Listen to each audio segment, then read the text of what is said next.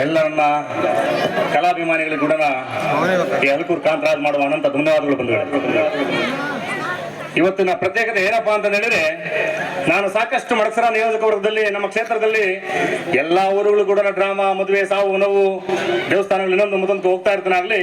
ಇವತ್ತಿನ ನನ್ನ ಪ್ರತ್ಯೇಕತೆ ಏನಪ್ಪಾ ಅಂತ ಹೇಳಿದ್ರೆ, ಸುಮಾರು 23 ವರ್ಷಗಳ ನಂತರ ಮದುವೆ ಆದಾಗ ಒಂದು ಈ ಮಧ್ಯದ ಅಳಿಯನಾಗಿ ನನ್ನನ್ನು ಕೂಡ ನಿಮ್ಮಲ್ಲಿ ಒಬ್ಬ ಅಂತ ಹೇಳಿ ಆಹ್ವಾನಿಸಿ ನಿಮ್ಮಲ್ಲಿ ನಮ್ಮನ್ನು ಕೂಡ ಇಂತಹ ಆಹ್ವಾನ ಕೊಟ್ಟಿದ್ದಕ್ಕೆ ನಿಮ್ಮೆಲ್ಲರೂ ಕೂಡ ಧನ್ಯವಾದ ಮತ್ತೆ ಕೃತಜ್ಞತೆ ಹೇಳ್ತಾ ಇದ್ದೀನಿ ಬಂಧುಗಳೇ. ಇವತ್ತು ಸಾಮಾಜಿಕ ನಾಟಕಗಳು ಇವತ್ತಿನ ದಿನಗಳಲ್ಲಿ ಹೆಂಗಾಗಿದೆಪ್ಪ ಅಂತ ಹೇಳಿದ್ರೆ ನೀವೆಲ್ಲ ಗೊತ್ತಿದೆ. ಇವತ್ತು 4 ಜನ ಮನೆಯಲ್ಲಿದ್ದಾರೆ ಅಂತ ಹೇಳಿದ್ರೆ ಮೊಬೈಲ್, ವಾಟ್ಸಪ್, ಚಾಟ್ಸ್, ಇನ್ಸ್ಟಾಗ್ರಾಮ್ ಅಂತೇಳಿ ಕಾಲ ಕಳೆಯುವಂತ ದಿನಗಳಲ್ಲಿ ಕೂಡ ಇಂತಹ ಸಾಂಸ್ಕೃತಿಕ ಕಾರ್ಯಕ್ರಮಗಳ ಮೂಲಕ ಒಂದು ಎಂಟರ್ಟೈನ್ಮೆಂಟ್ ಉತ್ಸಾಹ ಕೊಡುವಂತಹ ಅದನ್ನೆಲ್ಲ ನೀವೆಲ್ಲ ಗ್ರಾಮಸ್ಥರು ಮತ್ತೆ ಅಕ್ಕಪಕ್ಕ ಇರುವಂತಹ ಎಲ್ಲ ಗ್ರಾಮಗಳು ಮಾಡ್ತಾ ಇದ್ರ.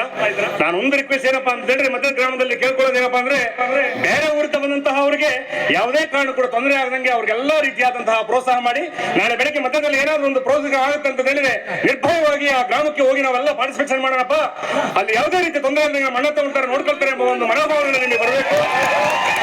ಹಾಗಾಗಿ ಬೇರೆ ಊರಿಂದ ಬಂದವರಿಗೆ ನೀವೆಲ್ಲರೂ ಕೂಡ ಅವ್ರಿಗೆ ಅವಕಾಶ ಮಾಡಿಕೊಡಿ, ನಿಮಗೆ ತೊಂದರೆ ಆದ್ರೂ ಪರವಾಗಿಲ್ಲ ಅಂತ ಹೇಳ್ತಾ, ನನ್ನನ್ನ ಇಂತಹ ಒಂದು ಸಮಾರಂಭಕ್ಕೆ ನೀವೆಲ್ಲರೂ ಕೂಡ ಪ್ರತ್ಯೇಕ ಹೇಳ್ಬೇಕಂತ ಹೇಳಿದ್ರೆ ಎಲ್ಲ ಭಾವ ಚಿಕ್ಕಪ್ಪ, ದೊಡ್ಡಪ್ಪ, ಭಾವ ಇದ್ದ, ಅಜ್ಜಿ, ದೊಡ್ಡಪ್ಪ ಇಂಥವರೆಲ್ಲ ನನ್ನನ್ನು ಪ್ರತ್ಯೇಕವಾದಂತಹ ಪ್ರೀತಿ ಅಭಿಮಾನ ಇಟ್ಟು ನಿಮ್ಮನ್ನು ಕರೆಸಿದ್ದಕ್ಕೆ ನಿಮಗೆಲ್ಲ ಪ್ರತ್ಯೇಕವಾದಂತಹ ಧನ್ಯವಾದ ಕೃತಜ್ಞತೆ ಅನುಭವಿಸ್ತಾ ಇದ್ದೀನಿ.